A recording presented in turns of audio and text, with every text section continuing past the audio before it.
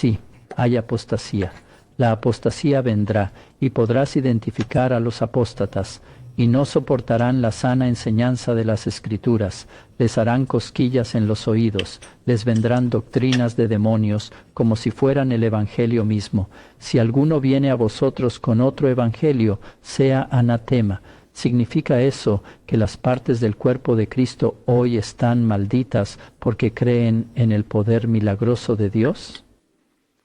Pueden dar su opinión ustedes dos. Angus está con nosotros, el pastor Angus o el reverendo Angus Stewart de Ballymena y el reverendo David Antwi de Londres. Ambos están en el estudio esta noche, en vivo. Creo que es el 27 de septiembre. Eso me han dicho y lo creeré. ¿Sucede lo mismo con las Escrituras? ¿Solo crees porque te lo han dicho o has presenciado la obra milagrosa de Dios? ¿Crees que fue obra de Dios o del diablo? Angus probablemente diría que está bien que estas señales y maravillas ocurran de forma individual. ¿Estoy en lo correcto, Angus, al decir que afirmar tener el don de sanidad está mal? Sí, eso está mal. Es asombroso, ¿no? Veamos esta escritura en el Evangelio de Juan. Esto es de Pablo. En Juan 14, 24 a 27 y Juan 16, 7 a 16, Jesús declara que el Consolador nos será dado para enseñarnos y recordarnos todas las cosas que había hablado en la tierra a sus discípulos. No indica que el Consolador reducirá el ministerio de los discípulos o seguidores de Jesús.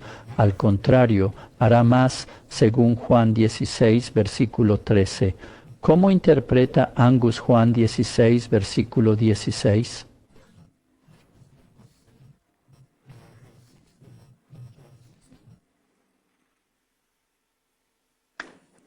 ¿Lo tienes? Juan 16, versículo 16. Sí, Juan 16, versículo 16.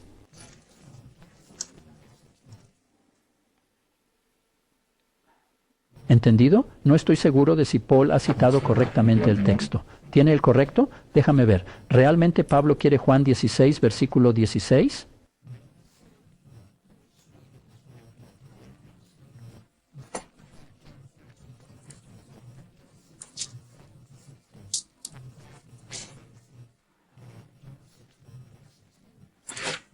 Tal vez está preguntando acerca de los discípulos de Jesús haciendo obras mayores que él. Quizás sea eso. ¿Cómo pueden cumplirse las palabras de Jesús? Jesús, por ejemplo, curó a un hombre que estaba paralítico, lo bajó por el techo. Creo que es en Mateo capítulo 9 que Jesús hizo ese milagro. Su propósito era que ustedes supieran que el Hijo del Hombre tiene poder en la tierra para perdonar pecados. La obra de perdonar los pecados sobre la base de la expiación de Cristo en la cruz es una obra mucho mayor que curar a alguien, incluso a alguien en la terrible situación de estar paralizado. Los apóstoles extendieron el Evangelio a una parte mucho mayor del mundo. Jesús solo trabajaba en Palestina. También hicieron milagros y más personas se convirtieron.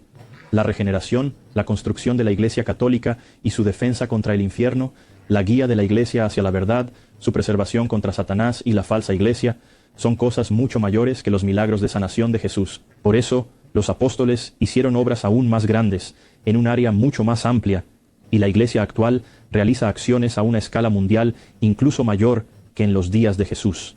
Incluso desconocemos cuántas personas se convirtieron a través del ministerio de Jesús. Seguramente no se registran 3,000 convertidos en sus días, como ocurrió en el día de Pentecostés. Jesús predicó y realizó milagros, por ejemplo, en el capítulo 6 de Juan. Después de predicar sobre la elección y la reprobación, la mayoría de la gente se marchó. Hubo cosas mucho mayores en los días de los apóstoles y hoy en día. Estoy de acuerdo, pero si consideramos que la iglesia primitiva se basó en el enfoque principal de Jesús, quien vino a rescatar a las ovejas perdidas de Israel, entonces podríamos pensar que para cumplir ese propósito se requerirían aún señales y maravillas. ¿No crees? ¿Podrías? Estoy tratando de ser un poco astuto aquí. Ok, Jesús vino por las ovejas perdidas de Israel. Ese fue su enfoque, ese fue su ministerio. Ok, y usó señales y maravillas para hacerlo. Ok. Según las Escrituras, aún hasta su regreso, la predicación no estará completa en los pueblos y ciudades de Israel. Por tanto, las señales y maravillas seguirán siendo necesarias, incluyendo nuestros días.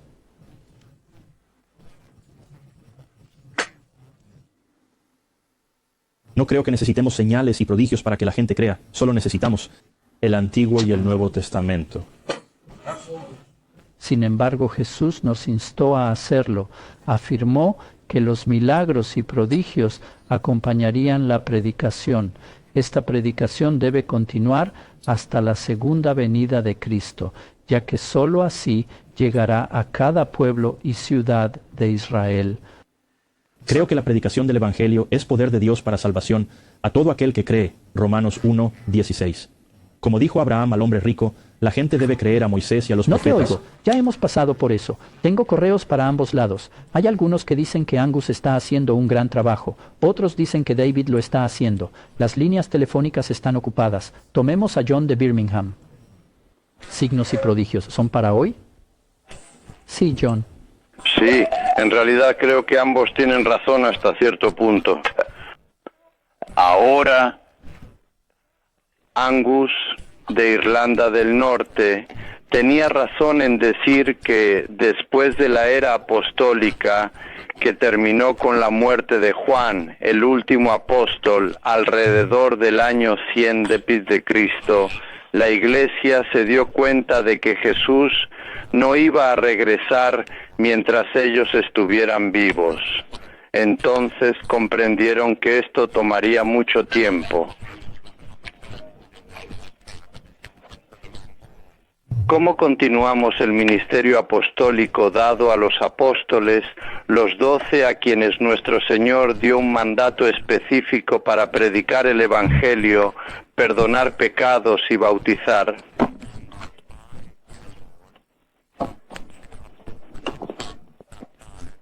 Los milagros y maravillas fueron, como dijo uno de sus oradores, olvido cuál, un signo de la autenticidad de su apostolado. A medida que la Iglesia, el período de los primeros padres de la Iglesia, no hay signos y maravillas aparte de los martirios. Bueno, tienes a Francisco de Asís, porque lo sé. Eso es 1200 años después, aún no he llegado. Bien, ¿de acuerdo? Rápido, John, porque... Ahora, en el siglo II, Okay. tenemos a personas como Ignacio de Antioquía y Clemente de Roma, que fueron mártires y no hacían milagros aparte de los martirios. Convertían a la gente mediante el poder de sus martirios. Sin embargo, hoy en día tenemos curaciones que podrían considerarse signos y prodigios. Como católico, estoy en desacuerdo con las críticas hacia la transubstanciación. Desde los primeros días de la Iglesia, se entendía que el cuerpo y la sangre de Cristo están presentes en el pan y el vino, es decir, ocurre la transubstanciación. Aunque la palabra no se usaba en aquel entonces, Justino Mártir ya hablaba de ella en el año 130 después de Cristo. Así que comer la carne y la sangre de Cristo ha sido una creencia muy sólida. Está bien, John. Escucho lo que dices y me alegra que lo hayas evaluado desde una perspectiva católica. Lo que ves es cierto, pero los apóstoles, como Pablo, tenían permitido imponer sus manos sobre otros y enviarlos. El término apóstol significa ser enviado. Fue allí donde tuvo lugar la sucesión apostólica, ya que Pablo no recibió personalmente el mandato de Cristo. Experimentó a Cristo en su camino hacia Damasco, pero al ser ciudadano romano, tuvo oportunidades únicas que los pescadores de Galilea no hubieran tenido. Fue capaz de... Pero también Pablo realizó milagros en su propia vida, como en la isla de Malta.